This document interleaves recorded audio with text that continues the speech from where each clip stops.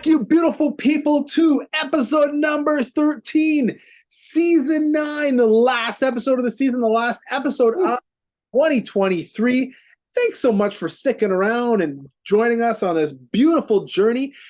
Hit that like button, subscribe to the channel so that you can be one of the first people to see the blooper reels that we post for this year. That's always a fun time. Some swearing, a little NSFW. Make sure not to listen with your kids around because we often make mistakes. And share this with somebody you think might be interested in this type of conversation that we're having. Today, we're going to talk, Kyle, a little bit about if you are moving in 2024, why you need to start up now. Before we jump into that, how are you feeling, Kyle? What's going on? How's your world? It's good. It's good. It's still we're wrapping things up and cleaning up a few things before the end of the year. And some of the people who are, again, we're dealing with people now that are prepping for 2024, right? We're closing out the ones who are prepping because they're refinancing and just cleaning things up and getting that all done. And then we're dealing with clients now who are like, hey, this is my plan coming through into 2024, whether it's people who are renewing in the next 3 to 4 months, maturity's coming up, changing some products, everybody that's looking ahead towards literally, 2024. That's where we are. Yeah, there's a lot of reasons why people always say, oh, the best time of year to sell is the springtime, right? I mean, if you just look at the straight up numbers, you can see like, hey, here's what the numbers show. But there's also some other things that you might not be considering. So we'll start to unpack some of those as we move forward. But as always, hit that like. Oh, I said all that stuff.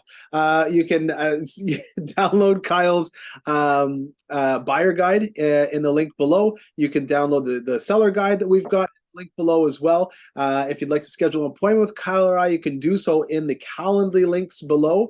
And yeah, if you're thinking about prepping for 2024, now is the time to start. We are definitely finding more and more people are putting their hand up and saying, yeah, you know what? I've been on the sidelines. I've been waiting. We looked at the numbers.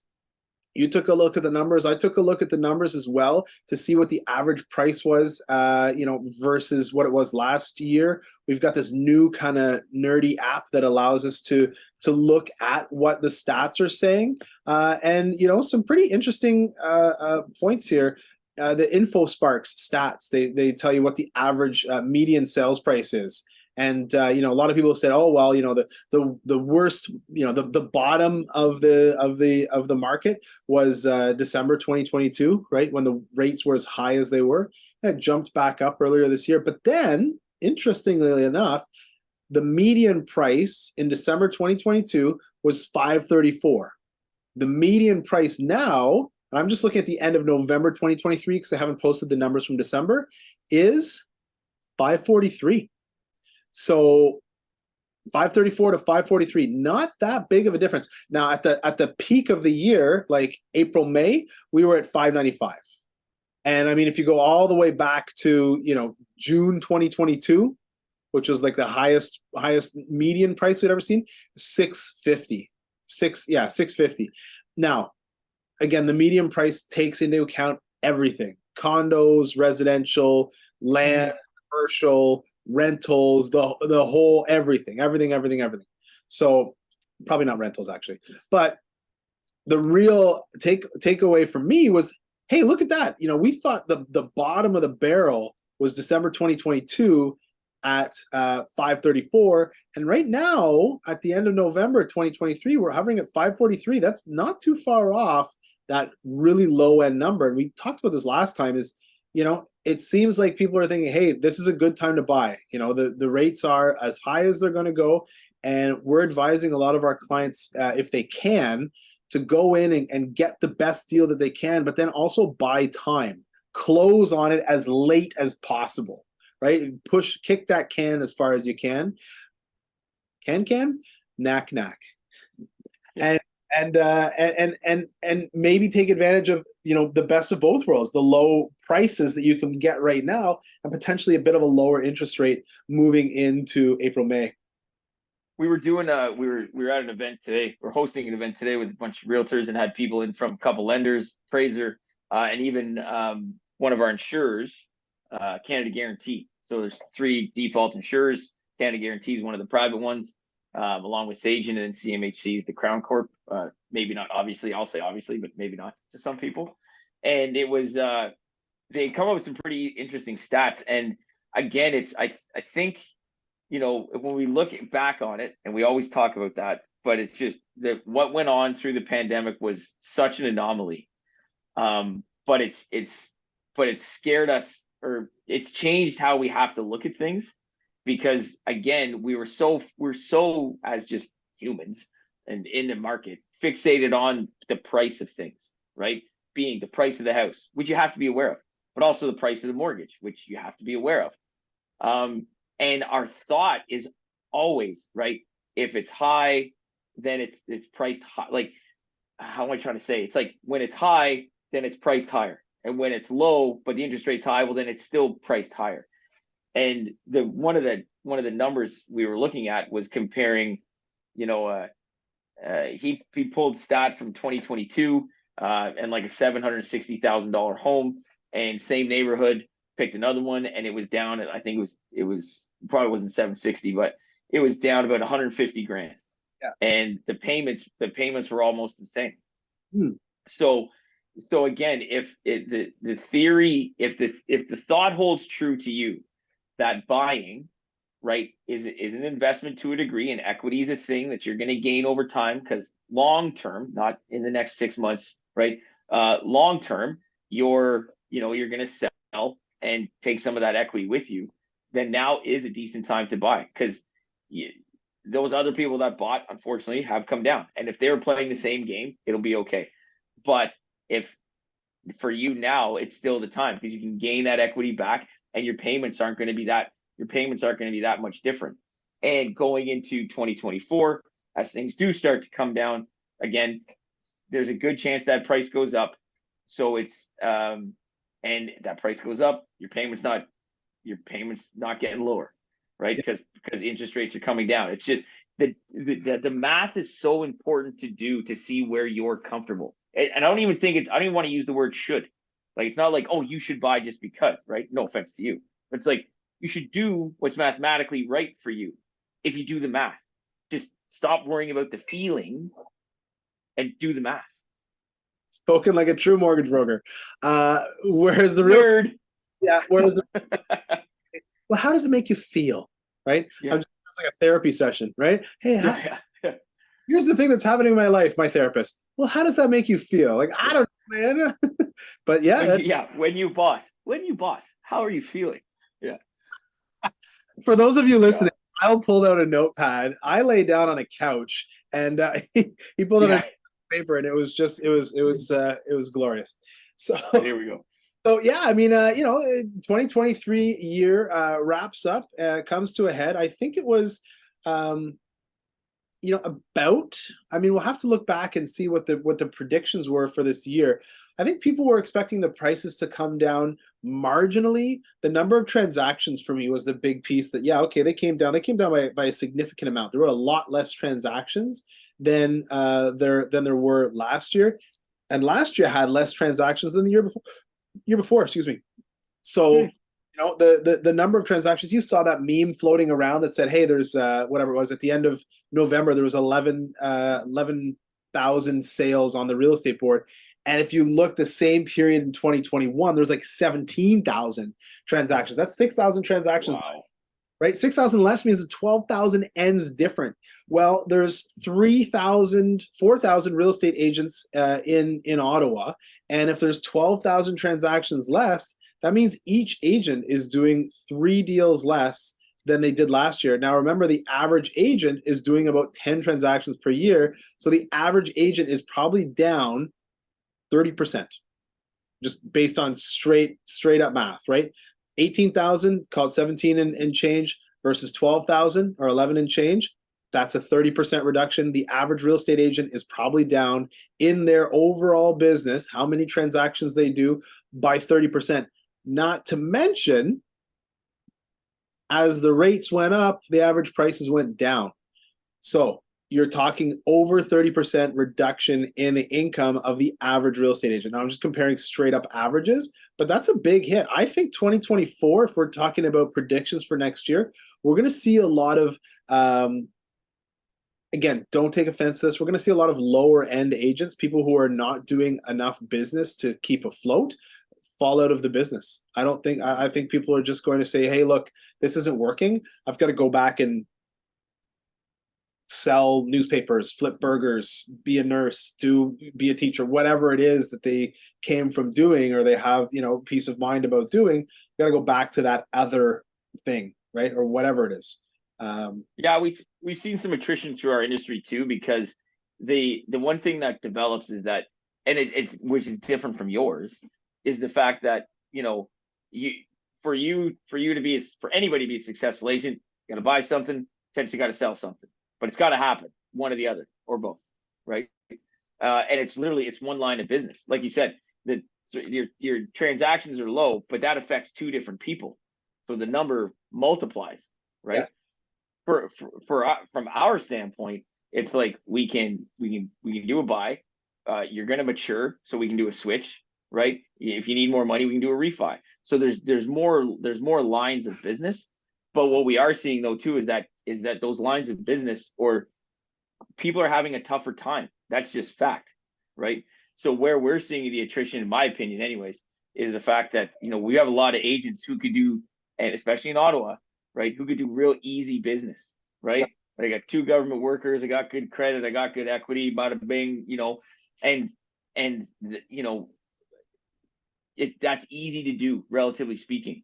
But when you have to structure a deal, you got to refi, you got to pay out debt, which debt, you got to calculate, you got to look at the numbers and say, look, I think this is what I'm seeing, that this is a better plan for you. The fact that we're not going to do a 5-year, you're going to do a 2-year deal as an alternative mortgage, because we got to pay this to do this to get you here, right?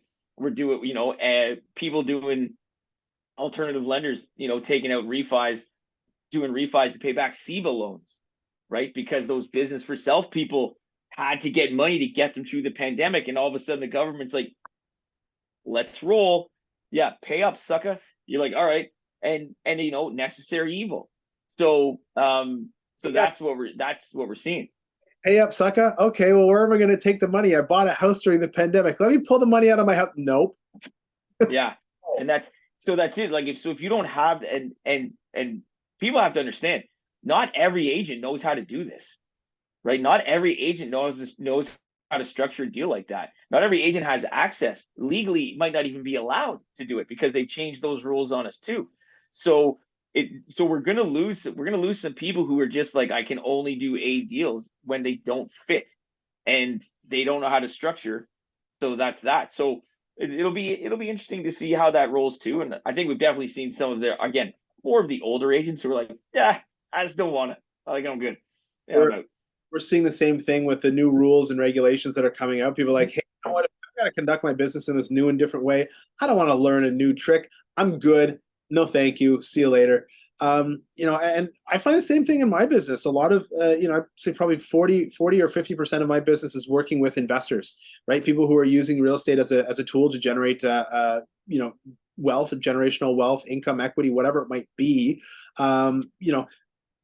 And when the money is so expensive, a lot of them are kind of sitting on the sidelines. I was talking with a client yesterday, and he said, look, one of our things is to flip wholesale deals. We buy them and then we flip them over to investors. The investor pool's dried up. People are not jumping, right? The money's not cheap as it was. And so they're just simply saying, yeah, you know what? I'll wait and I'll see what's going to happen. And those investor deals are just kind of like deteriorated. And so I said, well, what do you do? How do you change your business? He says, well, instead of flipping them, instead of wholesaling them, I'm keeping them, I'm renovating them, and you're selling them for me, Sean. So, that's what it is. So it's, as the market changes, good business owners figure out, okay, well, how do I change with it? How do I shift with it? How do I make sure that, I can keep the lights on and keep, running a profitable business? I mean, small businesses in Canada are what really, keep the what's that called? GDP flowing. Yeah. And and we're seeing that, and again, we're seeing that too, because, not to interrupt you, because, like we were just talking before we started about, we have a client who is the example, right? Like, who's the example of coming up for renewal in 2026, right? She's got 3 years left. They bought, her ex-partner bought in the middle of the pandemic. She ended up buying him out, and it all worked out, and that's fine. She kept her rate. She's 1.69% for another 3 years. And she's going to come into higher. So I just ran a couple scenarios. Yeah.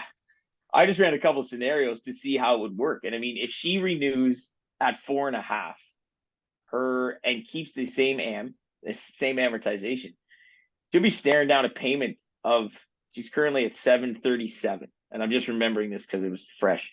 737. Her payment's going to go to 999 bi-weekly, right? It's $272. It's a lot of money, right? Yeah. But looking at it, and we've done a couple different scenarios, right? Is that the end for her? No, because we can readjust this through a refinance, and even taking her deal and then understanding that you can slap a second mortgage behind that to consolidate some debt and things like that. And even though that rate is like 10 or 11%, it's still cheaper. But if you don't know how to structure that, and you're running off feeling like, oh no, for sure it's going to make more sense to just take 579 and refi, I can show the numbers. Like, it's $10,000-$15,000 worse to do that. So having that understanding that that's coming and how to do that is going to be important for people, and that not every lender, meaning the big six banks, are okay with that. Just, that's the thing. You may think they're going to save you. There's a lot of them that won't. No. It's going to be guys like you that are saving guys like me. Seriously, that's what it is, right? It reminds me of a line from a Beastie Boys song: "Looking down the barrel of a gun, son of a gun, son of a bitch, getting paid, getting rich." That's I don't know what song that's from, but it's an older one. That's what I was waiting for. I'm like, tell me what song that is. I can't remember. You know what? Post it in the comments below if you know what song it's from. There you go. We'll take a quick break. Word from our sponsors, which are still us, but keep your eyes and ears peeled, because in the new year, there's going to be a new sponsor, a real actual person. And I'll be talking and saying wonderful things about them that are keeping us up, amped, and jacked for these sweet, sweet podcasts. Hit that like button, subscribe to the channel, and share this with someone who you think might be interested in this type of conversation. We're going to talk in the second half a little bit more about how to get yourself set up for success in 2024. We'll see you on the flip side. This episode of the Real Collective podcast is brought to you by Real Collective. Real Collective brings together best-in-class real estate agents and collective experts in the field to deliver the best possible service to our clients. We govern ourselves with honesty, open-mindedness, and compassion. With diverse skill sets, our agents are able to better serve a wide array of clients, including first-time buyers, first-time sellers, transferees, estate sales, investors, and rural, vacation, and luxury properties. Authenticity and transparency are pillars of our process, which allows us to put our clients at the center of everything we do. Our years of experience and knowledge allow us to deliver prestigious service and optimal results. If you are interested in buying or selling your home, contact us today at realcollective.ca. Welcome back, you beautiful people, to the second half of the Real Collective podcast in the season ender. We did it. We won the season, Kyle. First place for both you and I. Congratulations. Employee of the Year goes to you for the Real Collective podcast. And Employer of the Year I will take. So I'll pat myself on the back, and I'll leave it to you to do yours. Everybody gets a ribbon day. So We're cool. Yeah, good for us. Just like my kids' school.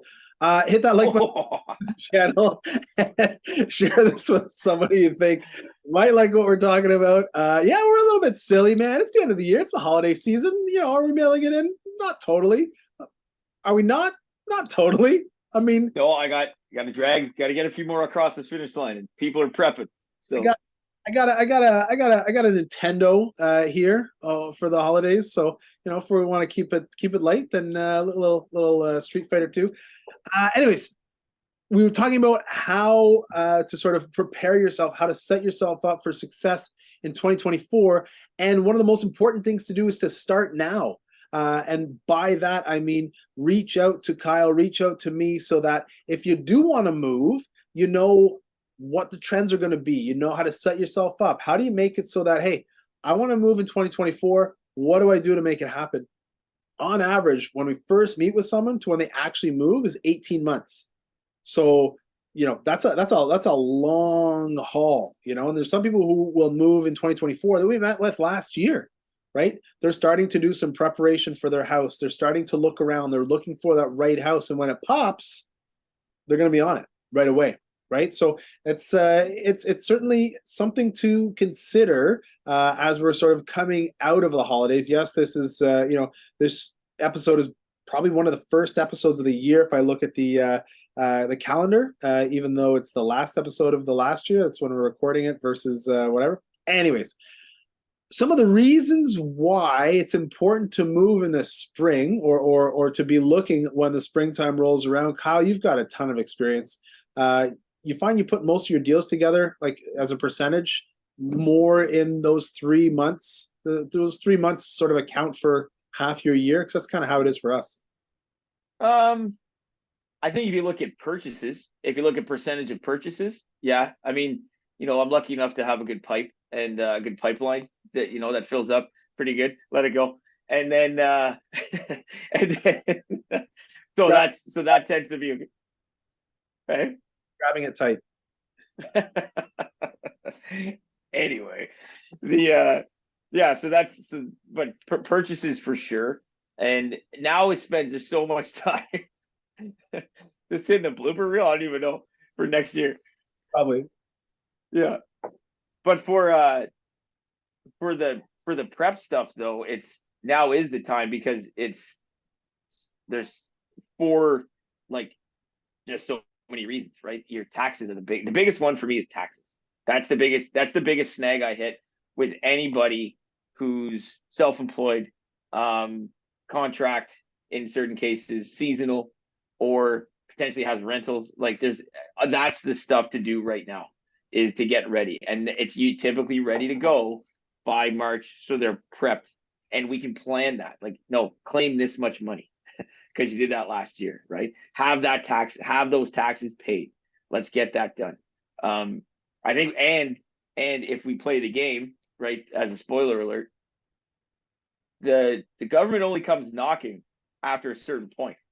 So if you're not done, buying by March is actually very key as a way of getting things done. Because the government doesn't come knock until April. Yeah. Well, and even then, if you're a corporation, you get a little bit more leniency, a little bit more leeway, right? And so the reason that the springtime is a good time to sell, the snow starts to melt, properties start to show a little bit better. You've got the most number of people who are selling the higher end houses that time of year, because the families who need bigger houses than, let's say it's a couple with a dog, the family need the bigger houses because they got 2-3 kids. And when they need a bigger house, it's typically more expensive. They all want to move in the summertime when school's off, right? They want to move end of June, July, August, right? So that's when they're hoping to move. They want to be into their new place before school starts. So you just math that back 60 to 90 days, and boom, you land yourself right in the middle of springtime market. You layer on top of there that you also have all of the RCMP and military people are doing their HHT, so they're being posted to a new place, and those postings always tend to line up around that springtime market. So you've got a few things that are layering on top of each other to make it so that, hey, you know what? If you want to sell and you want to maximize the income from the sale of your home, meet with your agent now so that you can get yourself lined up to hit the market in the spring. And I don't know about you, but every year I'm finding that spring hits earlier, right? Sometimes like, oh, hey, spring is going to be April. Before it used to be May 1st. And then I was like, oh, maybe it's going to be, April 1st. April Fool's is springtime. And then it's like, oh, March break is kind of like spring. And now it's like Family Day. And then it's like, oh, Valentine's Day. And people always want to be, buyers always want to be, I'm going to beat the spring market. And it just seems like spring is starting sooner and sooner every year. Layer on top of that, that this year is a El Nino year, looking down the barrel of a green Christmas. Oh, by the way, that song was called "Looking Down the Barrel of a Gun." If you haven't, Thank you. I did look it up at the break. But being an El Nino year, we're gonna have less snow. And one of the big things that stops people from buying houses is they say, "Look, I can't see the foundation. There's too much snow. It's yucky outside. I don't want to go outside. There's snow all over the roof. No, thank you." Well, that's not going to happen this year, or it's not going to happen as much this year. As a result, great opportunity. I mean, all these sort of stars are lining up, and the rates are going to be coming down too. So as the rates don't go up or stop or hold firm or come down, buyers are more like, yeah, okay, let's go. So we've got all these different factors that are sort of creating this idea of a perfect storm to line up for the springtime in 2024, right? Yeah. It's and you take all that, all it is psychological. Yes. Right? Like that's what we're dealing with, is psychological. It's, we saw it through the pandemic, as we talk about all the time, and adding all of that to it, yeah, it's going to be really wild to see how it goes, right? If it falls flat, or if it just goes regular, or if it goes a little bonkers for a bit. It'll be interesting to see how that all comes together. And I think you factor on top of that of just how gray or hazy that crystal ball is, because there's still the way it seems to work economically, at least in this case, is we really need to wait through Q1 to see where we are as a country and what's going on, right? Like that's it. From, again, that'll affect the rates and everything. But if we've been sitting in the recession and things have, progressed negatively down that hole, that's going to have an impact. What, we'll have to wait and see, right? Not necessarily good, but not good for who? Only some, not all. Like there's going to be that. So that'll be another interesting thing. And again, why that can sometimes be another factor of not waiting, but also waiting, and it's psychological. So yeah. We're people, and we're funny. It's funny because I've got different people who are saying that they're expecting the market to come down. We've got other people who are saying, "Oh, I'm reading a report, the market's going to go up." And like you said, like, who knows? Like, not as much as we pay attention to all this, we're like, "Hey, we think this is what's going to happen." It might be an election year, and if it's an election year, that's going to have whatever effect it has on real estate. All these different things like factor in, and as much as you're thinking you're taking all these different factors into account, there's blind spots. Maybe the pandemic hits again. Maybe there's a full lockdown again. We don't know what's going to happen, right? Like maybe, this zombie apocalypse, man, it could be anything, right? In which case, we're all in trouble. Yeah, and again, it's still like that. Those reports that come out, right? Not wrong, but they always have to be so generalized that it's difficult. I mean, again, we were sitting in this meeting with Canada Guarantee today, and they were talking about their book of business and what they see, and our savings levels in Ottawa are the same with savings levels, or our debt reduction levels in Ottawa are the same as they were during the pandemic. Where else is anybody seeing that? Because that's what's happening here. Average credit score for an insured mortgage here in Ottawa, at least with these guys, right? 766. Like that, that's not low. That's not low. That's really, really good. Meaning people, like, that's the kind of buyer that that has been utilizing that program. That's good. So when you look at stats like that, you're like, well, that's like, it's a head scratcher, because everything's supposed to be falling apart. But again, that's that generalization, and we are lucky to be where we are, and literally, like, geographically, we're lucky to be where we are. So it's going to be tough. That's why it's hazy. So right? yeah, we've talked about this. Ottawa is always insulated compared to the rest of the country, so we're lucky about that. Mhm. Is it the fact that these guys are only insuring people with good credit? So like, hey, this is what our credit scores is. Like they might say, look, the credit scores go from 500 at the floor to 800 at the ceiling or whatever it is. And look, we're not taking anybody with less than 730. So of course the average is 770 or whatever it is, right? No, well, no, yeah. I mean, is there that could be a portion of it because there's a couple of nuanced things that come in there. But an insured mortgage, by rights, I mean, not every lender has to abide by this. Sure. But and not every lender works with Canada Guarantee as well. So there's some other things. There's some again. It's always there's other things to drill down on. But an insured mortgage is baseline is 600 credit score, which is not good, right? Well, I shouldn't say it's bad. It's not great. And I mean to get to the higher end ratios, you have to be 680 or above. So you're covering a large scale of people there, right? So, but again, that's kind of what we're seeing. So it's interesting to see that part of it as well. Stop judging me with my terrible credit score. Um, Honestly, I don't even know what my credit score is. I got It's a. not good. You should check that out. Oh, sorry, I thought you said Check that out. mine's not good. No, it's probably half decent. I hope. I really hope. I wonder if also that is an indication of a bigger story, which is and this is maybe more than we can tackle in the whatever 3 minutes that we've got left.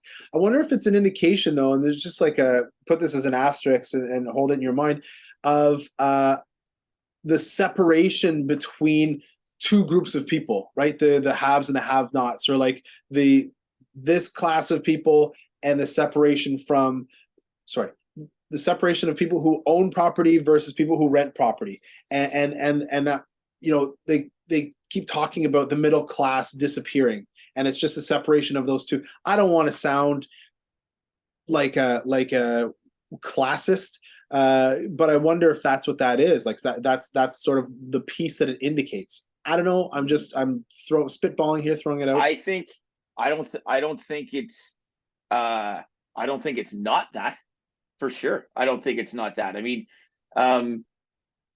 again, I mean, you can, when you look at the numbers, you need to be making about, quite honestly, buy a detached home in Ottawa, right? You can't do it without six figures.